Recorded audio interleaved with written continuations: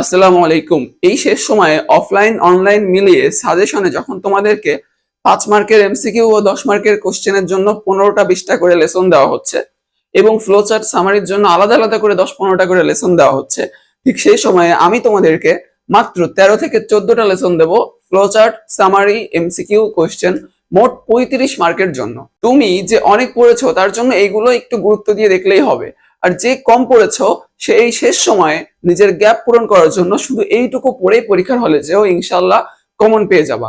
আমি আমার অফলাইন ব্যাচের স্টুডেন্টদেরকে ঠিক যেইভাবে পড়িয়েছি, যেইগুলো পড়িয়েছি তোমাদেরকেও ঠিক সেইগুলো দিচ্ছি। চলো আজকে আমরা দেখে নিই কোন কোন প্যাসেজ এবং কোন কোন ইউনিটের কোন কোন লেসন গুলো পড়লে আমাদের কমন আসবে। যেমন ধরো the famous Greek philosopher unit 8 lesson 1 এবং on of the source of water unit 12 lesson 1। Education aims to bring, অর্থাৎ এটা হলো ইউনিট 1 লেসন 4 এর একটা প্যাসেজ।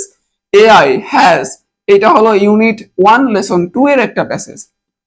এবং দেখো কলোরেজ পয়েম এবং এ ব্যালেট, এগুলো হলো ইউনিট 12 এবং লেসন 2 এর একটা প্যাসেজ।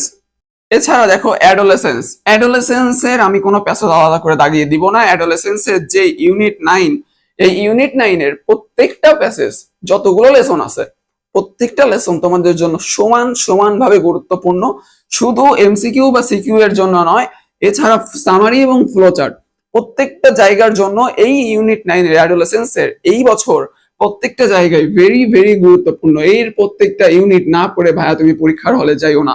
প্রত্যেকটা আমি স্টার্ট দিয়ে বুঝিয়ে দিলাম যে অ্যাডোলেসেন্সের এই ইউনিট 9 কতটা গুরুত্বপূর্ণ। এরপরে দেখো সামারির জন্য মাত্র 4টা ইউনিট দেবো, 4টা ইউনিটের 4টা লেসন।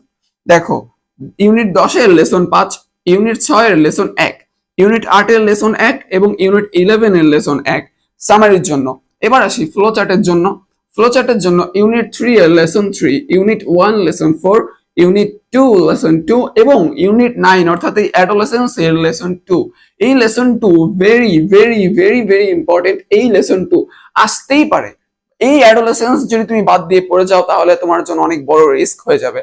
এই যে মাত্র 13-14টা প্যাসেজ আমি তোমাদেরকে দিয়েছি, 13-14টা লেসন, এই 13-14টা পড়লে তোমার জন্য এইচএসসি তে ইনশাআল্লাহ এই শেষ সময়ে এইটুকু পড়ে তুমি যদি পরীক্ষা দিতে যাও ইনশাআল্লাহ তুমি সবচেয়ে বেশি কমন মার্ক পাবা। এরপরে আসি তোমাদেরকে স্টোরি। স্টোরিতে মাত্র 10টা স্টোরি তোমাদেরকে আমি এখন দিব, যে 10টা স্টোরি পড়লে ইনশাআল্লাহ তুমি